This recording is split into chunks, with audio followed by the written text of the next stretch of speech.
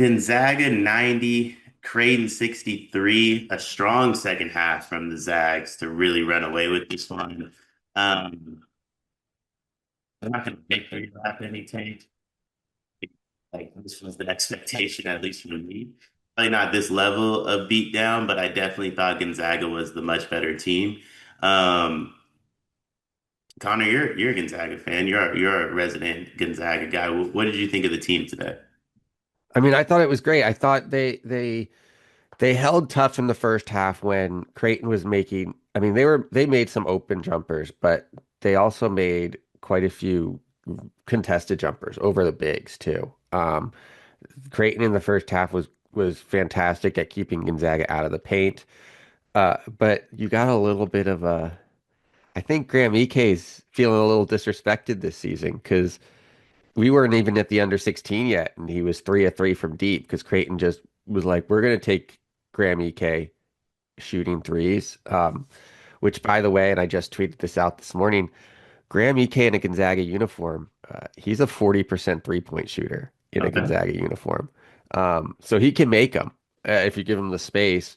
When they brought Jason Green in, he got a little bit more hesitant because Green was able to close out a little bit faster than Freeman or McAndrew, but he still made another one. He was 4 of 4 on the game. But I think once you started to see Gonzaga's backups, they're bench players. They're not really backups. They're Gonzaga starters masquerading as bench players.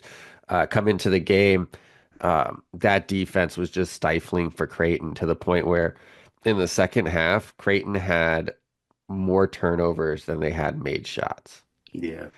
So they had more personal fouls than they had made shots. Like they just got out in transition. Um, it was a thorough beatdown in the second half, and it came from everywhere, right? Braden Smith, who he only finished with 2 points, but I feel like on the whole, he had the best game he's had this season, defensively. Innocenti too. Like you got 2 points from Innocenti, 2 points from Braden Smith, 2 points from Adam Miller in that second half specifically. I think on the game Braden had six. It was 6-5, and then Adam Miller scored 11. But in that second half, 2-2-2, and I felt like they were making a difference without scoring the ball, just defensively. And then obviously we've talked about Graham Ike. Graham Ike finished with 20 points. He was 8 of 10, 4 of 4 from deep. It's his third triple double in 3 games this season. Um, and it was the first, because of that, it was the first time where Jalen Warley, who finished with the second highest plus minus on the team in this game, didn't have the highest because Graham Ike was plus 31 when he was on the floor. Um, but I think, other than Tyon Grant Foster's offense, like this team, especially in the second half, was firing on all cylinders. Tyon Yeah. Grant Foster has to stop taking pull-up jumpers with 17 seconds on the shot clock when he can't make catch and shoot jumpers. Couldn't agree more. I just think that I mean, not trying to be disrespectful to Tyon Grant Foster or, you know, ultimately anybody else on on the Gonzaga team or the Creighton team. But I think what makes Gonzaga fun to me is like how they all know what their role is, if that makes sense. You don't play above it, you don't play it's not not trying to be disrespectful to him, but I feel like that's like the one guy where I was like, yeah, I think, some of them shots we could do without, I think. If that makes sense. But I mean, I think that he overall, like I thought this Gonzaga team really, really, really does play with themselves. Yep. And not only do they play within themselves, but they play within the system. And I think if you play within the system, within yourself, you can really, really make a run in the tournament. Creighton, I don't think knows who they are right now. Owen Freeman didn't start the first game, started this game, but only played 15 minutes, took two shots. Josh Dix, 1 of 9.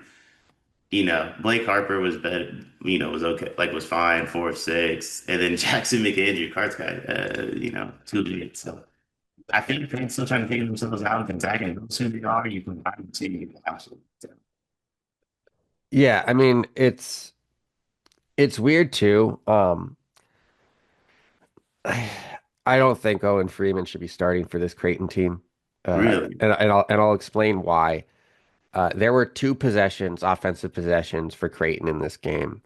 One where Creighton got the switch of Emmanuel Innocenti onto Owen Freeman in the post, and one where they got the switch of Jalen Worley onto Owen Freeman in the post. Um, Jalen Morley, obviously a better post defender, but still smaller, like much smaller than Owen Freeman. Emmanuel Innocenti bodied Owen Freeman in the post as on a front to the point where the guard just didn't want to pass him the ball. Um, Emmanuel Innocenti's strong, but he's also, I mean, like if you're 6'10", 240, you shouldn't be getting bodied by a 6'6", 100 and what 95-pound player. Right. Um, And then Jalen Worley also bodied him on the front. They tried to lob the ball up over the top. Worley just kind of jumped up, tipped it up, and it resulted in a turnover. Like when you're Owen Freeman, I understand that he is kind of your biggest guy down low, and so you wanna get him touches, you want to get him in the game because like Jackson McAndrew and Isaac Trout, and even Jason Green for that matter, aren't really low post players. Green a little bit more, but still, you'd want to get Owen Freeman in there to get him post touches. But I mean, when you're going up against much smaller players and you can't establish position, um, you just kind of you lose me at that point. Like when he gets position, he's 10 of 13 from two. Right. But there was something, and maybe I'm underestimating the strength of these Gonzaga players, but I just don't look at Emmanuel Innocenti and Jalen Worley um, as, I mean, Worley maybe a little bit more, but like Worley's still giving up 40 pounds and 3 inches to Owen Freeman. And the fact that he was able to, like, Gonzaga didn't switch back. They had opportunities for Ike to switch back onto Freeman, and they kept Innocenti and Worley on him so that they like didn't give up uh, an opportunity for maybe a quick three in the corner. Um, to me, that it does one of two things, or maybe both. It says, Freeman being your only real post presence isn't great, and it says that like this Gonzaga defense might even be more versatile than we already know. So, I mean, I definitely think this Gonzaga defense is like one of the most versatile in the country. So, I mean, I definitely don't want to like take anything away from them. Um, but what I would say is they, I would say that they shows you I would say that when it comes to any team, right? Like it's great when everything's going good for you. How do you perform still really in the field um for this Gonzaga team? It's a team that I think to them and like teams that I think it gets them are more so like in uh, Alabama. Dion, I'm losing your audio a little Oh, bit. really? Yeah. Can you hear me at all right now? Now I can hear you. Okay. I was gonna say like I think that they I think they like the teams that can get to them are a little bit more guard heavy, like in Alabama, per Yeah. se. But they have so much versatility in how they attack you Yeah. defensively.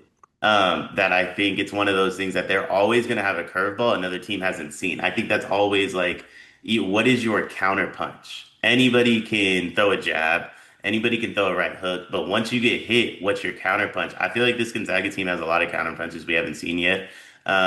Creighton will one day too. I don't want to take away from Creighton too much. I thought Gonzaga was phenomenal. I think Gonzaga's way closer to a top 10 team, if not a top 10 team than they've been getting credit for. But I feel like this Creighton team, when it's all said and done, will be pretty good themselves. I just think the Big East is really bad, though. I really, really do. I think the Big East is really bad. It's UConn and a bunch of teams I just don't believe in. Yeah, no, I agree. I mean, we saw that with Xavier getting uh, beat down by the third best team, maybe in the WCC. Um, but no, and it's one of those things where like you look at it was a 27-point win for Gonzaga. Gonzaga had an 18 attempt, 13 make disadvantage from the free throw line and won by 27. Yeah. That is just okay. Final points. On Gonzaga, are they just one of the best teams in the country? I think so. I think at least right now they are one of the best teams in the country. It's crazy to me because I feel like I'm gonna sound like a Gonzaga hater on this, but like I feel like we do this every year, Mm, but I don't necessarily think it should be viewed as a negative. It's crazy to me how Gonzaga, despite changes that are made to their lineups, right? 2020, 2021 was almost an entirely new team. Uh, the 2 years after that was almost an entirely. It seems like Gonzaga, no matter how many changes are made to their rotation and their lineup, and newcomers coming in and transfers and freshmen, they're always one of the best teams in November. Um, but I think the difference between this team and other teams is that this Gonzaga defense is elite. The offense has still shown some kinks, but you trust Mark Few offensively more than you trust him defensively. So like you trust that offense to come around, and that offense, like the past 2 years, even when it did show like some rough patches, it came around. It was just the defense never did. So this is one of those moments where I'm going to be like, yeah, Gonzaga looks like one of the best teams in the country, but they also have a lot of room to grow. sure. Um, and I think part of that is just the shooting. I think Steel Venters is shooting well below his season average from deep or his career average from deep. He and Adam Miller have missed some wide open shots the past 3 games. I don't expect that to continue. Um, I think Mario Saint Superi is gonna slowly get more minutes. Um, he had the best offensive rating and the best defensive rating in this game outside. I think Graham Ike might have had a better offensive rating, but um, like he was 2 of 2 from deep. He showed in this game a lot more capability to play within the offense than he did the first 2 games, and I think that's a good sign. I mean, Ty and Grant Foster. I saw a tweet today that made me chuckle, so I'll share it here. It said Yeah. Tyon Grant Foster looks like a player who was told to shoot a jump shot with no frame of reference for what a jump shot is. Zion Grant Foster is a very interesting player. I can't understand him. But when you have Grant Foster and Worley on the floor with one of the bigs, like that's the best offensive rebounding team in the country, maybe. Like it just is. Um, Worley had 4 of them. Tyon had 2, but it felt like first 3 games he's had a ton. Um, so you can't keep in their defense, like you can't keep them off the floor. Just maybe don't shoot the jumpers because you're elite at getting to the rim. Right. But I don't know. It was a thorough performance. I mean, at the half, I was a little nervous because it was a 6-point game, and I felt like Creighton couldn't miss. And then in the second half, Gonzaga kind of turned up the pressure defensively. And I think that's something that we haven't. That is the biggest takeaway from this game is that's something we haven't seen. We haven't seen a Gonzaga team since the 2020, 2021 year. I mean, I'm like going even further back than Chet. That could just turn up the pressure defensively. Yeah. Like there was a second gear defensively that they could go to.